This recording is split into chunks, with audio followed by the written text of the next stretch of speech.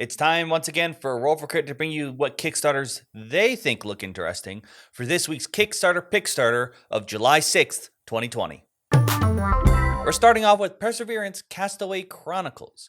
In this game, you're playing as the crew on a very fancy and expensive yacht that got lost at sea and ended up on an island full of dinosaurs. This game comes with episodes 1 and 2, which sort of tell the story of the crew and what's been going on the island.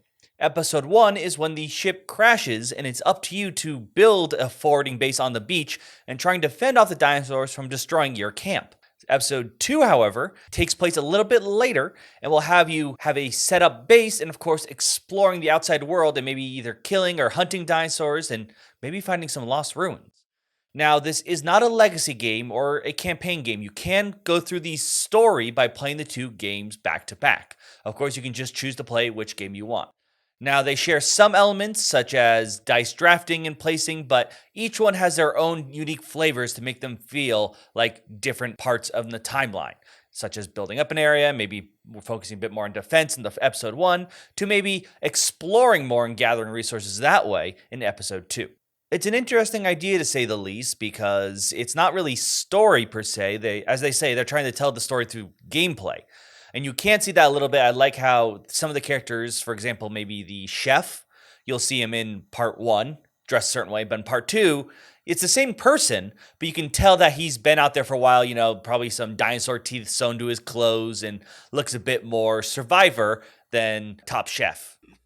Yeah, it kind of reminded me, it sounds a little bit like Time Stories, the way that game worked, where they had multiple boxes, multiple different games on the same engine that were different parts of a story, so to speak.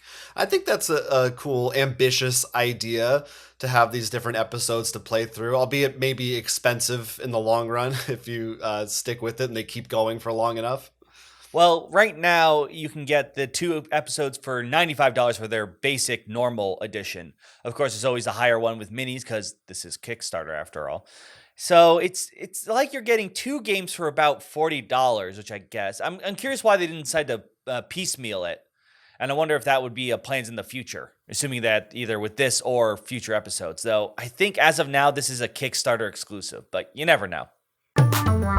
Dead Reckoning is a new pirate-themed game from AEG and designer John D. Clare, who also brought us Mystic Vale and Edge of Darkness. As in those 2 games, this one also uses the card crafting system. So you're going to start with a crew for your ship, and as the game goes on, you'll be able to level them up or acquire new advancements when you explore to slot into your card sleeves. They're transparent, so those cards will now have new abilities in the future. This is being billed as something of a 4X game, so it's a heavy game, there's a lot going on. You're going to be taking your ship around exploring different islands, trying to take over those islands, fighting for control of them with other players, while also upgrading your ship, searching for cargo and loot that you can add to your collection, and maybe even attacking other players. The way that works is there's a big battle board and you will roll some cubes down the back of it, and depending on where those cubes land, that will determine what the outcome of the fight is. If you win or lose, if you gain cargo, if you take damage, etc.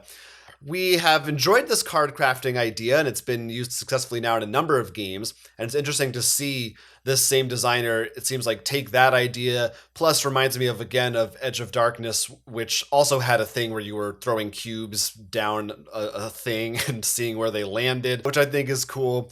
But obviously with this now piratey twist and also the kind of a deck building element to this one, again, a lot going on, but they did mention that the PvP element at least is something you don't necessarily have to take. So doesn't have to be a super hostile game, nor is the setback for your ship being taken out that terrible. So they're trying to open it up a little bit, but it still looks like a more complex title. I know for a fact also that there's a solo mode. Partially I know this because they actually sent us a copy right here. Yeah, just came in. So you can expect a video on the game itself, not the solo mode. Unfortunately, they're tweaking it, but it should be in the final production. But it'd be very exciting to actually try this out. And like Jonathan said, we found the crafting card system is a really cool, fun system, and adding this pirate theme is very interesting. I'm curious to see how it holds up to this recent trend of pirates. Yeah, we've talked about pirate games a lot, but I feel like we might now finally be hitting the threshold for me where there's finally too many pirate games, but we'll see. And yeah, it's great that we're going to get a chance to try it out ourselves and let you know our full in-detail thoughts, but if you're already sold, then you can back this one for $79. Deck building is an extremely popular mechanic, and one of the most popular series is Stoneblade Entertainment's Ascension. This has a lot of different base sets and expansions, but now they're trying something a little different. They have now released the Kickstarter Ascension Tactics. This is not supposed to be an expansion or standalone set. It still uses deck building, but instead of being able to just mix with the other set, it is designed to be different. You can't mix the sets because it also has miniatures. This is actually a miniature combat game, but the way you're going to control your miniature and fight each other is through deck building. So similar to regular Ascension, you'll have a basic deck of cards, but the cards you buy and help to upgrade your deck are probably going to do things like move your champion and allow them to do 3 damage. So it's combining 2 mechanics. And instead of just being able to move your champion and they have a set list of skills, you're going to have to use deck building to decide which cards are best at the time. Do you really want to go in on a certain faction because the champions you chose are that faction? Maybe you do want to do a bit more diverse set of cards. It's a new interesting take that I can't think of anything in particular that combines deck building with. And that either has the solo, regular 1v1, or a campaign mode. That's going to be pretty interesting to see. And it comes with a lot of minis. I think it's 30-something, and that includes, of course, some cultists, because you got to have cultists in Ascension. Yeah, when we first heard about this, I assumed it was going to be a straight-up spin-off with some elements, but it looks like it's much more closely tied to the original Ascension, almost like they said, what if we just had the Ascension, but there were also minis in it, which is kind of fun. But it isn't like the thing where you can shuffle your decks in. Like, they have different card backs and everything. I wanted to make that very clear. Sure. I know someone's going to be like, oh, I'll just mix this with Ascension. Yeah, no, that's good to point out. And this is one I know is on Tabletop Simulator, and I think we might have the chance maybe to play it and have a more in-depth video about this one as well sometime in the near future. So spoilers. Yeah, well. Well, like I said, there's actually a lot you can get here because you can actually get some of the other stuff too. If you want just Ascension Tactics, it's $99, but if you're a fan of Ascension, odds are you may want some of the other stuff they're offering as well. Catapult Kingdoms is a new dexterity game from Vesuvius Media. In this one, players are building their own miniature kingdoms out of blocks with their own guards, and you can arrange the figures and blocks however you want within your own personal play area. You could stack them all on top of each other, you could have them in multiple towers, you could arrange all your guys on top of the building or in front of it. It's up to you as long as you abide by certain guidelines they have in place. And then you will be taking a catapult or some other type of war machine and attempting to take out your opponent's empire. There are also cards you can play that will give you different effects. For instance, they might let you rearrange parts of your kingdom or take back pieces that have been knocked out or steal cards from your opponent, things like that. It looks like a pretty simple, goofy kind of dexterity game. It made me think of something like Coconuts, which we used to play a lot, which is a goofy dexterity game, but this one has more destruction in it. And, you know, that satisfying feeling of it's like Jenga, but this time you want to knock the other person's stuff down.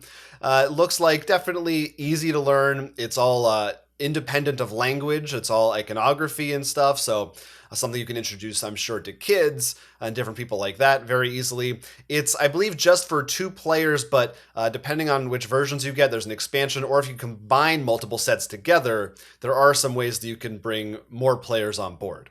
I was going to say, because I believe Coconuts, that's what you could do. You could throw pretty much more base sets, or I think there's a small expansion or something, in essence, to get more people. Yeah, so there's another interesting link between them.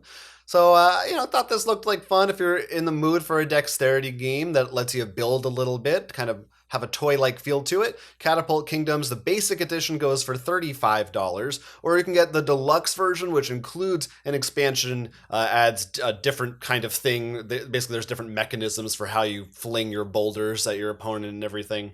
And that one goes for $60. If you're looking for a bit more of a solo experience, then Relics of Rajavihara is for you. This is a game where you play as Victoria Rivers, and of course, you've discovered these new relics, but your nemesis, of course, is trying to beat you there. This is a solo puzzle experience where you'll be placing blocks on a grid, and it's up to you to move the boxes around to try to get to the gem. Now, there are multiple puzzles, and each one sort of introduces you to more advanced mechanics. Obviously, the first puzzle will be pretty simple, but you'll be soon adding different blocks that will interact with each other and have different elements. And once you reach the final puzzle, they will have an extra box that lets you do some more replayable puzzles, probably some scoring in there too. So this isn't just a game where it's one and done. It's a very interesting sort of it technically is a campaign. It's, I think, a bit more akin to what we saw with The Crew, where you have a bunch of missions, but each mission is there to sort of help you ramp up difficulty and maybe understand mechanics better. The theme is very cute, and the pushing of boxes is really fun. And I'm really curious what is in that extra pack to help make sure that keeps the replayability. Sort of reminds me of that old puzzle game where you're trying to like navigate one thing to the other end of the board, and you have to move shapes around to get it through. Or like you mean like where puzzle. It's like traffic? Yeah, I was gonna say like the sliding puzzles where it's like animals. It's always got a theme whatever gift shop you're in. Yeah, and I really, anytime there's a solo game that has a campaign, so to speak, or just in general any kind of a progression arc, so that it's not just replaying for a high score, but you actually have new stuff to look forward to, that gets me excited. So that's cool. I have a feeling too that what you could do with this, it may or not be in the final box, is let's say you could make a puzzle and be like, all right, I did this puzzle that I can solve it within 12 moves, and then you can give it to a friend. So it doesn't have to be a truly solo experience. There you go. Yeah. Now, the game itself is going for about $32 US, so you can check it out if you're alone and need to solve some puzzles. RagnaRok Star is our last pick, and it's a unique mix of genres between Vikings and Norse mythology and rock and roll. You are all Vikings traveling around by ship, but you're also rock bands, and you are trying to gain the most fans in order to win. This is a programming game. You have a dry erase board that keeps track of all your different band members or crew members, however you want to think of them. And each of those crew members has their own actions. And they get to take one of those actions each turn, and you write down in their spaces what order you want them to take those actions in, 1 through 5. Then everybody reveals what they've written down, and in order you go through actions 1, then action 2, and see what everyone has done. So you might be going around the board picking up different types of fans, bringing them onto your boat. You might just be traveling and exploring. There are icebergs that are going to be moving around on the board at different times, and you may want to manipulate those in order to block off paths, for instance, from other players.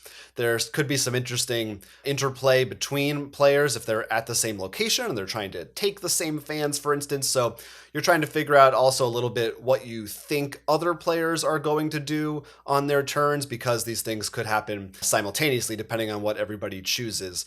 Kind of a cute concept. I mean, it's got a lot of really dumb puns involving, Vikings and rock and roll music. But I actually did like the programming idea of it, and it looks kind of unique in the way that it's, you write. It's always fun to write stuff down with a little dry erase marker and travel around and build yourself up. It looks like a fun, relatively light game. This looks like the kind of game when you're playing with a friend, you're like, all right, I know what he's going to do. And you write stuff down your board, predicting that. Then when everyone flips, the one person just goes, huh. Right. It never turns out the way that you thought it was going to. That's the excitement of it. Take a look for yourself. You can see how the game plays, what all the different actions are, or you can back it for about $38 USD right now. Now, we may have left you with some juicy Kickstarters to mull over, but we still got a few more. We released 2 other preview videos, one for Surrealist Dinner Party, as well as Shadow Kingdoms of Valeria. 2 Kickstarters we got previews for and got to play out, so you can see our official thoughts for those in those separate videos. Yeah, I think it's safe to say that had we not done other videos for them, both of those would have been easy picks for our Pickstarter segment. So this week it's kind of a little bit crazy. I actually think there are too many Kickstarter games right now. Like Kickstarter's getting back. It took a little bit of a break because of all that's going on, but it's getting into gear again.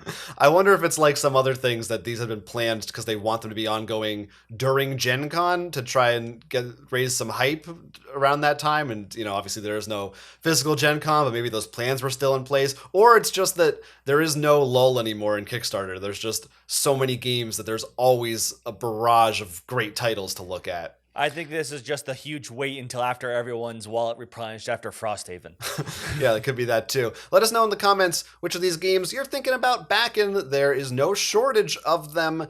Talk to us down there. Until next time, I'm Jonathan. I'm Will. And this has been Kickstarter Pickstarter. Support our Patreon, like this video, and subscribe to our channel so you don't miss a thing. Watch more of our content now to hold back Cthulhu's madness.